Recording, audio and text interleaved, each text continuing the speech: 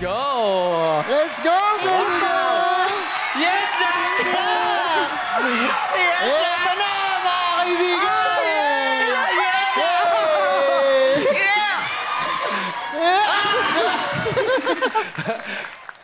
Hi, honey. What's your Hello name and po. how old are you? I'm 12 years old po. I'm Ashley Fee Marie Reviso. Ashley. Taga saan ka, Ashley?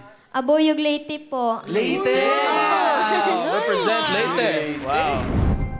Difference po dito sa kuan Leyte kay parang mahirap po doon, mahirap magkakaroon ng pera dahil pag sa bahay po ako, sa banyo po ako kumakanta po. Kasi maganda doon, may iko po. May time din po ako kumakanta nang nakalubog po dito yung tubig. Parang humaba yung ano. And you're also into sports. Opo, Nagpalarong pambansa ka, di ba? opo. Anong specific sport ang ginawa mo? Long jump and triple jump po. Nagbulag sila ni Papa Mama kay mahirap po pag isipin kung asan ako, papunta ba ako kay Mama, papunta ba ako kay Papa.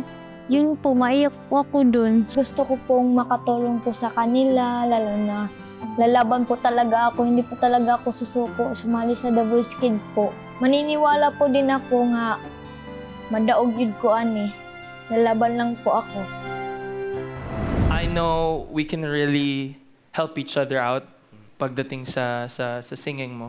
I've been hearing some pitchiness lang from here and there, maybe nerves. Kinakabahan ka ba now, honey? Opo. Kinakabahan ka. Ngayon lang yan. First competition mo ba to? Opo. Yun naman pala. Yun naman pala. Sir, grabe For your first competition, nakakatuwa kasi, one, yun nga, yung song is very difficult.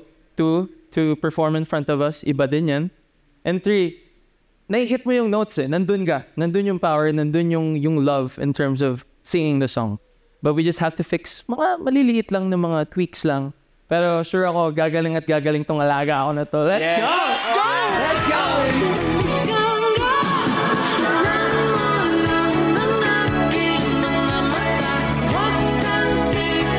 Welcome to Project Z! Yes. Grabe bagay. Give it up, everybody! Come on, a round of applause. Thank you! Thank you po! Dapat sa finals, pag nag-perform, mag-long jump din siya.